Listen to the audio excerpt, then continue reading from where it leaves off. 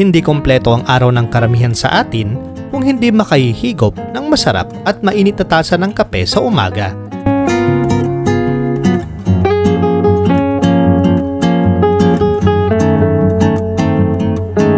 Hindi na lamang nagsisilbi itong pampagising sa ilan nating mga kababayan, kundi makapapawi rin ng pagod mula sa maghapong pagtatrabaho ang pag-inom ng kape.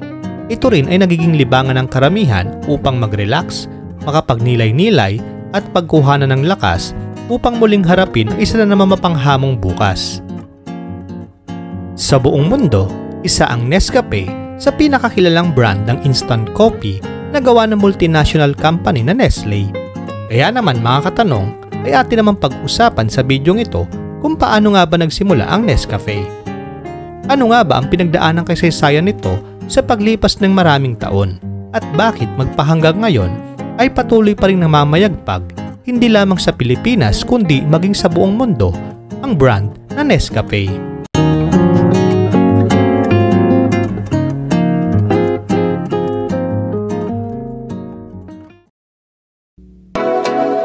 Siyempre, kung bago ka pa lamang sa akin channel, ay huwag mo munang kalimutang mag-subscribe at i-click ang bell icon para laging updated ka sa mga i-upload kong video. Sa channel na ito, gumagawa ako ng mga video na nagbabahagi ng mga kwento at impormasyon patungkol sa iba't ibang bagay na bahagi na ng ating buhay.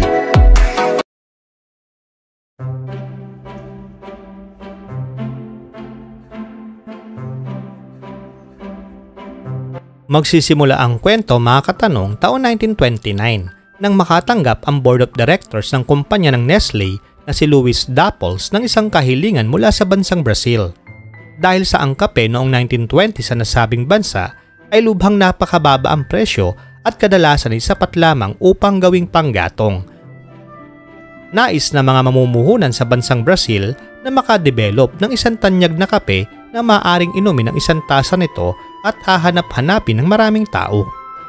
Upang masolusyonan at mabawasan ang napakalaking supply ng kape sa Brazil, iminungkahi na gumawa ang Nestle ng produktong instant coffee na makatutulong rin mabawasan ang dami ng basurang mula sa ani ng botil ng kape sa nasabing bansa. Ang unang naisip na gawin ng Nestle ay gumawa ng isang cube-shaped na coffee tablet na kung saan ay kailangan lamang ibabad sa mainit na tubig upang matunaw at hindi na kailangan pang lutuin. Gayunpaman, lumabas sa maraming pag-aaral na ginawa, ang hinahanap-hanap at iconic na lasa ay hindi kayang panatilihin sa ganitong paraan. Kaya't ang ganitong ideya na gawing cube shape ang kape ay hindi nagpatuloy at ang chemist na si Dr. Max Morgenthaler ay nag-isip pa ng panibagong ideya para dito.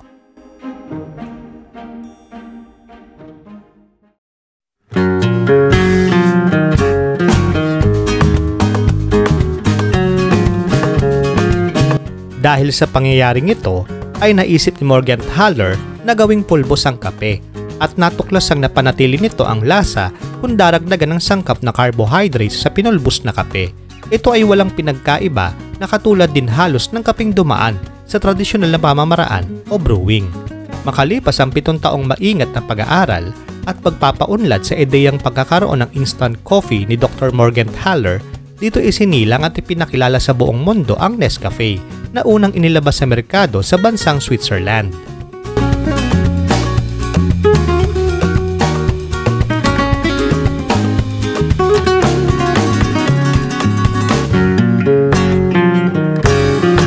Ang pangalang Nescafe galing sa dalawang salitang pinagsama, Nestle na pangalan ng kumpanya nagmamay-ari dito at cafe para naman sa mismong pangalan ng produkto. Noong sumiklab ang ikalawang digmaang pandaigdig, hindi nawala sa rasyong pagkain ng mga sundalong Amerikano ang Nescafe Instant Coffee. Ito ay naging pangunahing inumin ng sandatahang lakas ng Amerika at mula nga noon ay hindi na napigilan pa ang pagsikat ng inuming ito. At nang matapos ang digmaan noong 1945, isinama rin sa care package o pinagsama-samang mga pangunahing pangangailangang pagkain na nakapakete mula sa Amerika ang Nescafe. Ito ay para sa mga taong lubhang naapektuhan ng katatapos na giyera sa Europa at bansang Japan.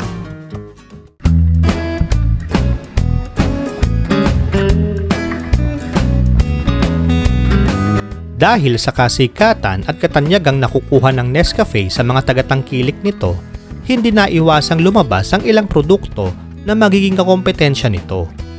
Upang mapanatiling nangunguna sa merkado, nagpatuloy ang Nescafe sa inobasyon at pagbabago. 1950s nang matuklasan na ang carbohydrates na pumoprotekta sa lasa na kadalasay matatagpuan sa glucose solution ay maaari nang makuha diretso sa butil ng kape na nagresulta sa mas masarap na lasa nito. Dekada 60 naman nang ipinakilala ng Nescafe ang isa pa nitong mahalagang pagbabago sa produkto nito. Dahil sa ang manufacturing industry ng dekadang ito ay umuunlad, inilabas ng Nescafe ang bago nitong anyo. 1962, ang nakasanayang lata kung saan nakalagay ang Nescafe ay ginawang sopistikadong garapon ng salamin na makikita na natin magpahanggang ngayon.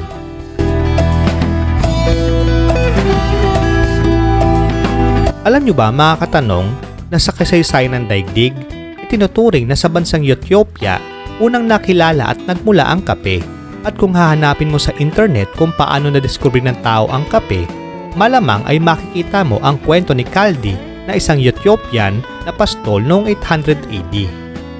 Ayon sa kwento, napansin ni Kaldi na may kakaibang ikinikilos ang kanyang mga kambing na tila naging masigla at maligalig matapos na kumain ng bunga ng isang puno.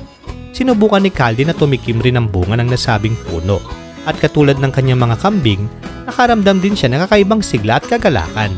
Matapos nito ay dinala ni Kaldi ang mga berry sa mga monghe. Sinabi na ito ay likha ng Diablo saka itinapon sa apoy. Nagresulta naman ito sa napakabangong amoy at ito ay nadurog sa baga ng apoy. Napagtanto ng mga monghe ang kanilang pagkakamali, kaya't ito ay kanilang inilagay sa isang sisidlan na naglalaman ng mainit na tubig. Dahil dito, nakahiligan ng mga monghe na uminom ng bagong tuklas na inumin.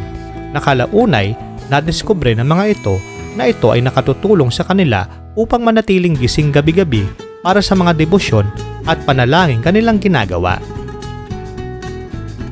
Maging ang sikat na German composer at pianist na si Ludwig van Beethoven ay hindi nakaligtas sa pagkahumaling sa pag-inom ng kape.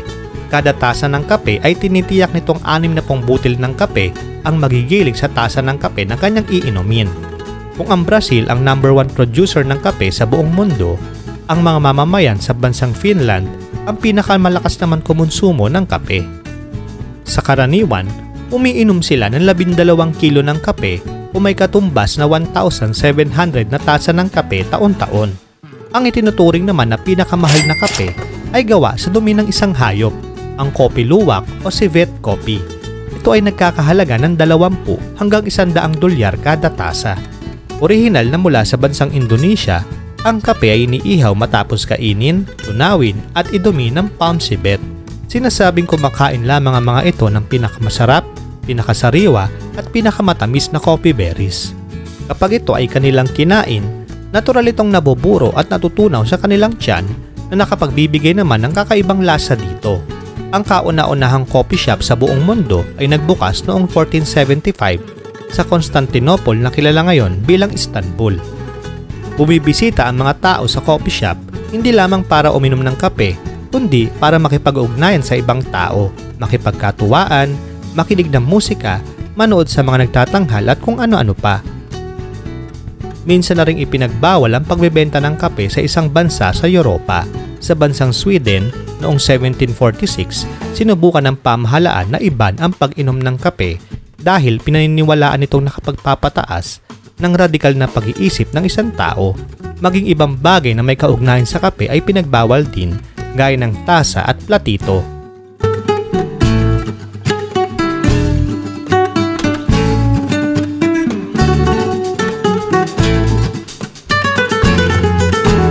Sa paglipas ng maraming taon, tinitiyak ng Nescafe na ang kapeng mabibili natin ay de kalidad at may pagmamalaki. Nagpapatuloy ang katanyagan nito at nananatiling isa sa nangungunang brand ng kape sa buong mundo. Sa kasalukuyan, tinatayang aabot sa 5,500 na tasa ng kape ang nauubos bawat segundo na tumutugon sa iba't ibang panlasa at kagustuhan na may kasamang hindi malilimutang tradisyon at pamana.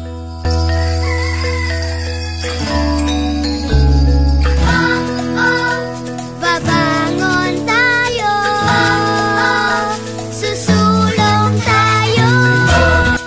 Sino sa inyo mga katanong ang mahilig magkape? Bakit nakahiligan yung magkape at bakit rin ang brand ng Nescafe ang lubos niyong tinatangkilik? Todo-todong pagkakayon dahil pag may tinanim, tsak na may aanin. Kung nagustuhan ninyo ang video mga katanong, ay huwag kalimutang i-like at i-share. Hanggang sa susunod na video mga katanong, maraming salamat sa panonood. Tandaan natin, kung may tanong, alamin ang sagot upang sa kaalaman nito humantong.